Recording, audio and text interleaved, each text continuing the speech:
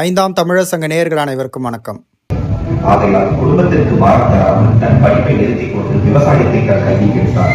தன் குடும்பத்திற்கு உறுதியாக இருந்த அவர் விவசாயத்தில் ஈடுபட்டிருந்த போது கடந்த ஜூலை 27ஆம் தேதி அன்று தமிழ் குடிகள் ஒன்றிணையும் விழா சிறப்பாக நடைபெற்றது. அந்த விழாவில் ஏராளமான தமிழர்கள் கலந்து கொண்டார்கள். முனைவர் திரு பாண்டியன் ஐயாவின் வாழ்க்கை வரலாறை பற்றி ஒரு ஏவி வெளியிட்டிருந்தோம். அதை பார்த்த பல மக்கள் கைத்தட்டலுடனும் உற்சாகத்துடனும் பார்த்தார்கள். இப்போ அந்த ஏவியை நாங்கள் வெளியிடுறோம். அனைவரும் இந்த விழியத்தை கடைசி வரை பாருங்கள்.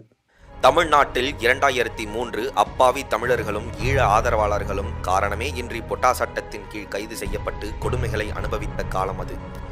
அது மட்டும் இன்றி ஜெயலலிதா என்னும் கன்னட பிராமண பெண் அமைச்சர்கள் என்றும் பாராமல் தன் காலில் விழ வைத்த கொடுமைகளை பார்த்து உலகெங்கும் இருந்த தமிழர்களின் ரத்தம் கொதித்தது. இதனை கண்டு வெகுண்டெழுந்து பெங்களூருவில் தான் நினைத்திருந்தால் ஆடம்பர வாழ்க்கையும் வெளிநாடுகள் செல்ல வாய்ப்பிருந்தும் அத்தனையும் உதறி தள்ளிவிட்டு சென்னையை நோக்கி புறப்பட்டார் ஒரு மானத் தமிழர்.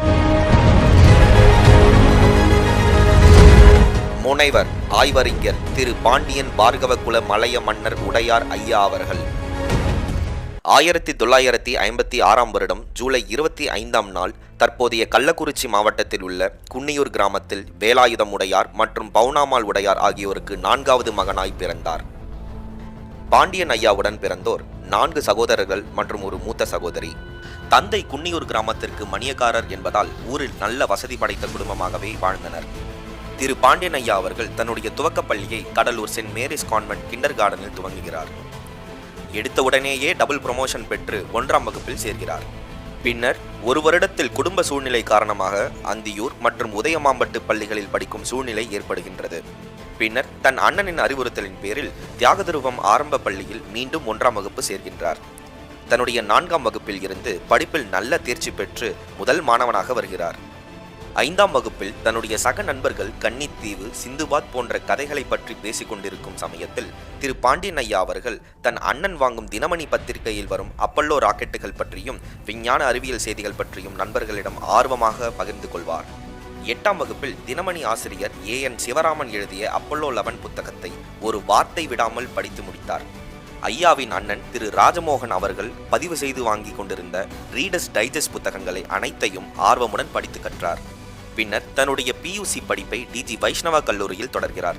படித்து கொண்டிருக்கும் பொழுதே TB நோயால் அவதிப்பட்டு கொண்டிருந்த தன் தந்தையை தாம்பரம் சானிட்டோரியம் மருத்துவமனையில் சென்று பார்த்து கொண்டு வந்திருந்தார். திரு பாண்டியன் ஐயாவின் அண்ணன்கள் இருவருக்கும் திருமணம் நடக்கவிருந்த நேரம் அது.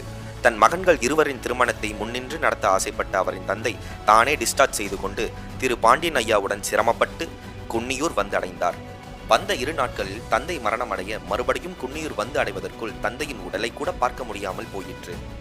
இந்த சோகத்திலும் திரு பாண்டியன் ஐயா அவர்கள் தன்னுடைய படிப்பில் கவனம் குறையாமல் அவருடைய PUCயில் இயற்பியல், கணிதம், வேதியியல் பாடங்களில் டிஸ்டிங்ஷன் எடுத்து தேர்ச்சி அடைந்தார். 1974 நெய்வேலியில் தீவிரமாக நிலக்கரி வெட்டி எடுக்கப்பட்டு கொண்டிருந்த நேரம் அது. அதன் பலன் கடுமையான வறட்சியால் கள்ளக்குறிச்சி மற்றும் அதனை சுற்றியிருந்த விவசாயிகள் சரியான விளைச்சல் இன்றி அவதிப்பட்டனர். திரு பாண்டியன் ஐயா அச்சமயம் சரியாக கல்லூரியில் சேர வேண்டிய நேரம் அது.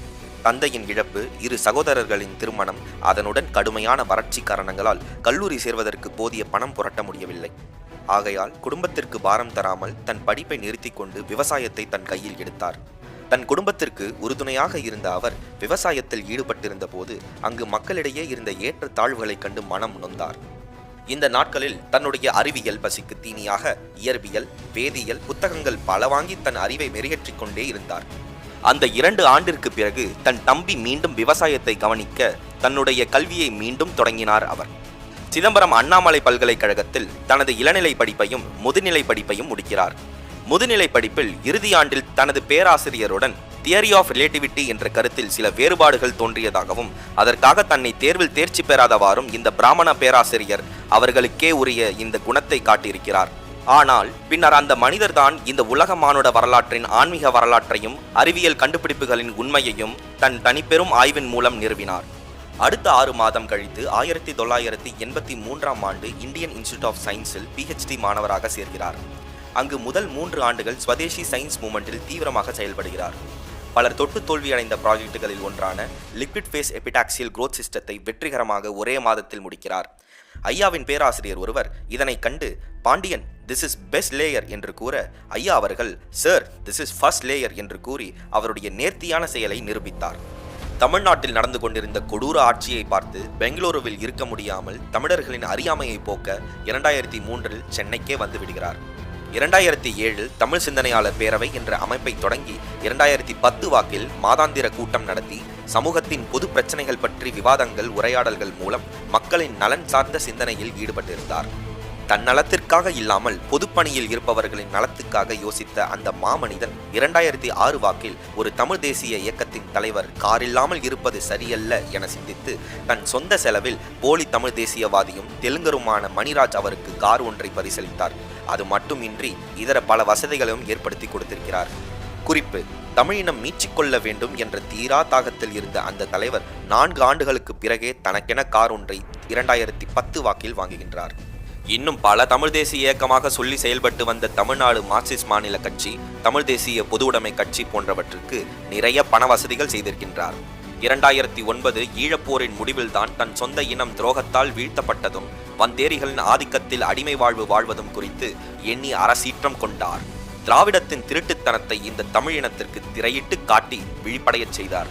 ஈழம் அழிந்து கொண்டிருக்கும் போது கூட தனக்கு அதிகாரம் இருந்தும் தன் பதவிதான் முக்கியம் என்று ஈழம் பற்றிய மத்திய அரசின் கொள்கைதான் என் கொள்கையும் என்று சொன்னவன் தமிழினத்திற்கு தலைவனாக எப்படி இருக்க முடியும் என்று தன் திராவிட ஒழிப்பை தீவிரமாக எடுக்கிறார்.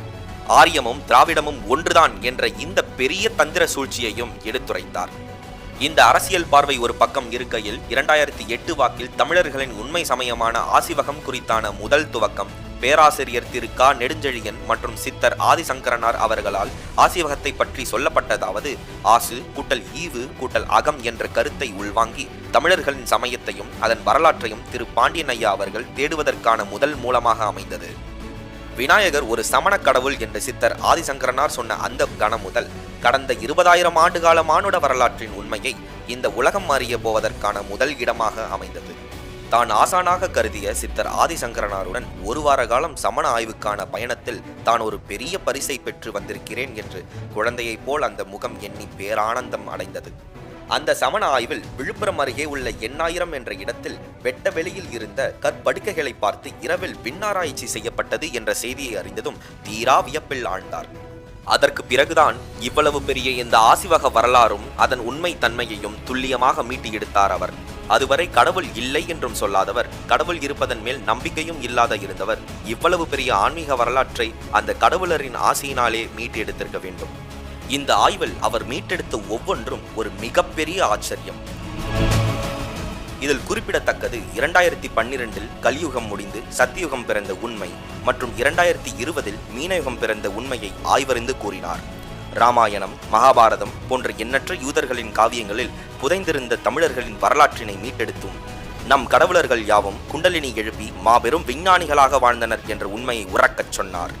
இந்த சத்தியுகத்தில் பல போலி தமிழ் தேசியவாதிகள் அவர்களாகவே தங்கள் முகத்திரைகள் கிழிந்து அம்பலப்பட்டனர். அவற்றுள் குறிப்பிடத்தக்கவர்கள் சைமன் என்னும் மலையாளி சீமான், தினேஷ் என்னும் கன்னட பாரிசாலன், மணிராஜ் என்னும் தெலுங்கு மணியரசன், செந்தமிழன் என்னும் செந்தெலுங்கன், திருமுருகன் காந்தி என்னும் தெலுங்கன் மற்றும் பலர். 20,000 ஆண்டுகளுக்கு முன் சிவபெருமான் உருவாக்கிய முதலாம் தமிழ்ச் சங்கம், 10,000 ஆண்டுகளுக்கு முன் முருகப்பெருமான் உருவாக்கிய 2ஆம் தமிழ்ச் சங்கம், 3800 ஆண்டுகளுக்கு முன் திருமால் உருவாக்கிய 3ஆம் தமிழ்ச் சங்கம் மற்றும் 1901ஆம் ஆண்டு திரு பாண்டித்துரை தேவரால் துவங்கப்பட்ட 4ஆம் தமிழ்ச் சங்கம். இதனைத் தொடர்ந்து 2020 திரு பாண்டியன் ஐயா அவர்களால் 5ஆம் தமிழ்ச் சங்கம் தொடங்கப்பட்டது. அரசியலில் யார் வேண்டுமானாலும் மக்களை ஆளலாம் என்றிருக்கும் அரசியல்வாதிகளுக்கிடையே மக்கள் பிரதிநிதிகளாக இருப்பவர்கள் உலக அரசியல், தமிழ்குடி ஒற்றுமை மற்றும் உண்மையான ஆன்மீகத்தில் தேர்ச்சி பெற்றிருக்க வேண்டும் என்பதால் யாருமே செய்திராத வகையில் அரசியல் பட்டய படிப்பினை அறிமுகப்படுத்தினார். சமரசமற்ற தமிழ் தேசியத்திற்காக 5ஆம் யுக கட்சியை தொடங்கி வெற்றி பாதையில் தமிழர்களை வழிநடத்தி கொண்டிருக்கிறார். அம்மாபெரும் மாமனிதரின் இத்தகைய அர்ப்பணிப்பிற்கு நாம் அனைவரும் வணக்கம் செய்வோம். தமிழ்குடி ஒற்றுமை காப்போம். வெற்றிவேல், வீரவேல். வந்தாயையா வந்தாயையா வாழ்வை மீண்டும் தந்தாயையா வந்தாயையா வந்தாயையா வாழ்வை மீண்டும் தந்தாயையா. சத்திய யுக ஐந்தாம் தமிழர் சங்கம் மக்கள் நீங்கள் தரக்கூடிய நிதி உதவியால் தான் இயங்கிட்டு இருக்கு. உங்களால் முடிந்த அளவு நிதியுதவி தர விரும்புவோர் திரையில் காட்டப்பட்ட இந்த ஜிபே எண்ணுக்கு அல்லது இந்த அக்கௌண்ட் நம்பருக்கு நிதி உதவி அளிக்கலாம். நன்றி, வணக்கம்.